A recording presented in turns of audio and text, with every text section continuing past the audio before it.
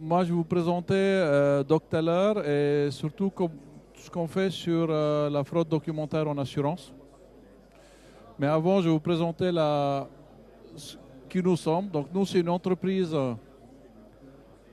qui est spécialisée dans la deep tech, dans l'IA documentaire. On existe depuis 3 ans, mais la solution existe depuis 2020. On l'avait développée et on l'avait mis en œuvre chez Groupama, qui est aujourd'hui notre actionnaire majoritaire. Et on a les preuves sur plus que 10 millions de documents aujourd'hui et avec des performances élevées. Donc, c'est une solution née et développée dans l'assurance. On sert des cas d'usage qui vont de la souscription jusqu'à la résiliation. Beaucoup de cas d'usage sur l'automatisation, le contrôle automatique de dossiers, mais aussi le contrôle de fraude. Qu'est-ce qu'elle fait la solution? Elle fait 3 choses techniquement. Elle va reconnaître un document, elle va extraire les informations pour l'automatisation et elle va vérifier s'il est altéré, s'il est fraudé. Les 3 en 1 seconde.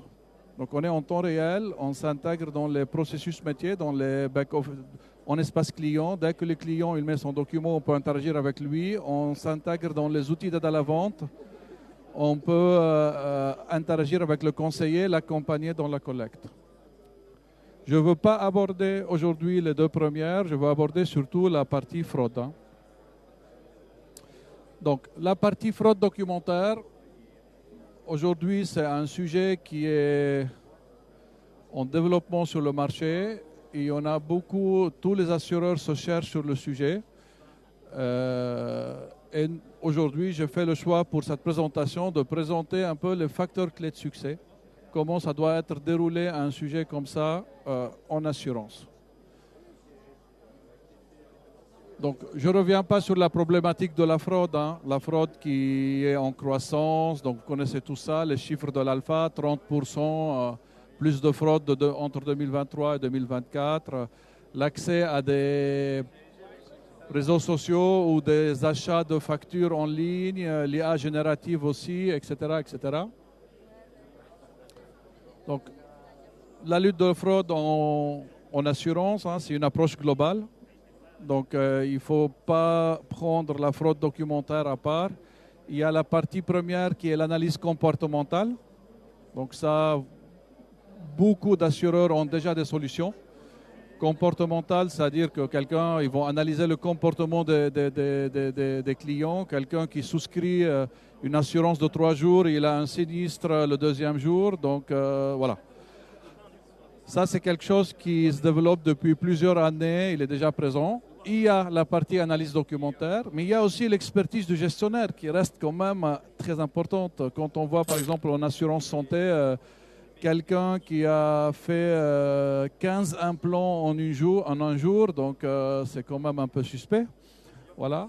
Et il y a les règles de conformité. Ça, c'est quelque chose qui commence à émerger. Vous savez, il y a des documents officiels, par exemple, l'avis d'impôt.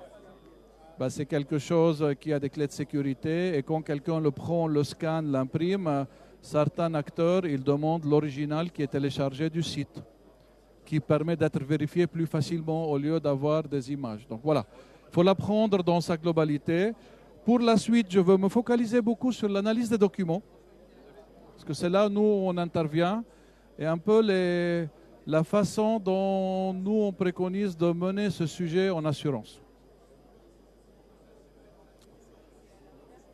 Donc, quand on arrive chez les assureurs, on leur demande quel est le taux de fraude que vous estimez avoir. La réponse est toujours la même. On sait combien on détecte, mais on ne sait pas combien on a. Et comme le sujet est hype et beaucoup de communication sur le sujet, donc ils ont des expectations, ils ont l'impression qu'ils ont énormément de fraude et partout. Voilà. Donc la première chose, nous, on leur préconise d'aborder les sujets sans préjugés. Ne pas prendre, si on voit un chiffre de l'alpha à 30%, aller regarder ce qu'il y a derrière le chiffre. Parce que ça couvre tout, ça couvre l'assurance vie, la prévoyance, voilà.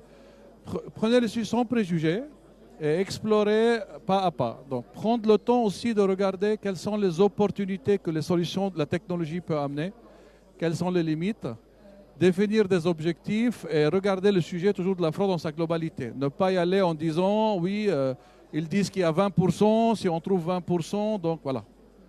Doucement, essayer de comprendre le sujet pas à pas. Deuxième question, quand on leur pose où est-ce que vous avez le plus de fraude? Soit ils nous disent partout, ou souvent ils vont se focaliser sur les prestations santé ou l'indemnisation. Donc c'est un réflexe normal. Nous, ce qu'on leur préconise, n'y allez pas sur des POC ou des tests sur tout. Choisissez un domaine, métier, et focalisez-vous là. N'essayez pas de faire de l'IAR, de plus de la santé, plus de la prévoyance. Choisissez la première bataille sur la fraude documentaire, choisissez-la et n'y allez pas sur tout, même sur le domaine. Quand on prend par exemple prestations santé, focalisez-vous sur, par exemple, la médecine douce, peut-être qu'il y a de la fraude, mais ça reste des petites factures. Ça ne vaut pas la peine d'y aller au début. Allez sur les grosses factures, le dentaire, l'optique, l'hospi, voilà. En auto, aussi la même chose. Allez sur les factures qui sont importantes. Et quand vous choisissez un domaine métier, prenez-le dans sa globalité. Ne regardez pas, par exemple, les prestations santé. Commencez à la souscription. Il y a des attestations de sécurité sociale, il y a des fausses cartes d'identité qui commencent à la souscription et qui, après, y arrivent en prestation où ils vont commencer à faire des fausses factures. Donc voilà.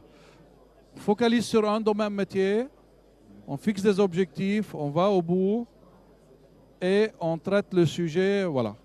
Je donne un autre exemple, j'ai donné beaucoup sur la santé, mais il y a l'IART par exemple, sur les factures bris de glace. Tous les assureurs ils disent on ne veut pas traiter toutes les factures de bris de glace. Tout ce qui est nos réseaux partenaires, on considère qu'il n'y a pas de fraude, mais on va traiter tout ce qui est en dehors des réseaux partenaires. C'est une bonne façon, je focalise sur ça et j'avance. Quels sont vos principaux objectifs? Évidemment, vous allez imaginer, c'est la maîtrise de coûts. Donc, et du coup, il faut suivre le ROI dès le début. C'est un sujet important. Vous allez me dire c'est une évidence qu'il faut qu'on suive le ROI. Parce que le sujet de la fraude documentaire, c'est quand même un sujet qui va amener des choses. Là, j'ai ajouté les faux positifs, ce qu'on appelle les fausses alertes. Les fausses alertes, il faut, en assurance, tous les assureurs nous disent la même chose, il faut aller chercher la preuve. Même si on est sûr, on leur dit ce document, on est sûr qu'il est fraudé, ils doivent chercher la preuve. S'ils n'ont pas la preuve, ils doivent régler la prestation ou le sinistre. Donc il y a parfois il faut aller checker toutes les alertes. Et il y a parfois des fausses alertes, et ça génère de la charge humaine. Et du coup, d'un coût humain, donc il faut suivre ce ROI par métier, voir combien de fraudes je détecte, est-ce que ça vaut le coup ou pas. Parce que si vous allez investir 1 million d'euros pour attraper 500 000 euros de fraude, c'est mieux de payer les 500 000 euros de fraude et ne pas investir dans le 1 million d'euros. Voilà, si c'est la question, on maîtrise de. Réfléchir aux aspects organisationnels dès le début. Les gros assureurs ont des équipes centrales de fraude, etc. Les petits, moins. Les tout petits, encore moins. Et donc, comment ça se passe? Est-ce que c'est le gestionnaire qui traite le dossier, qui fait le nécessaire? Est-ce qu'il faut des équipes mutualisées qui traitent toutes les alertes de fraude? Ce sont des questions, peut-être parfois, la réponse n'est pas si évidente que ça. Donc, il faut réfléchir, il faut évaluer l'impact aussi des faux positifs. Et surtout, nous, ce qu'on leur préconise, c'est d'automatiser pour absorber aussi la charge. Comme on arrive à faire l'extraction et la reconnaissance, on automatise le traitement de dossier.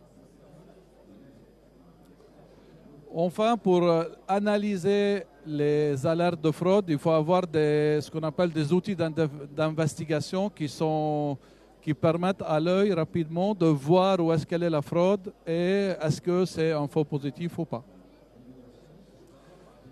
Et enfin, nous, ce qu'on propose pour les accompagner, c'est toujours une démarche progressive parce que tout le monde se cherche sur le sujet. Du coup, de commencer par une approche simple, non connectée, n'allez pas directement à connecter des API et tout ça. On prend dans le stock plein de documents. Si vous voulez savoir quel est le taux de fraude qu'une solution va détecter, on va la passer dans la machine. On va pouvoir évaluer le taux de faux positifs, le taux de détection, Voilà, savoir est-ce qu'il faut se focaliser plus, qu'est-ce qu'on peut faire, voilà, explorer. Et surtout, nous, en tant qu'acteurs, ça nous permet de faire beaucoup de pédagogie. Parce que quand il arrive, l'IA générative, c'est très joli.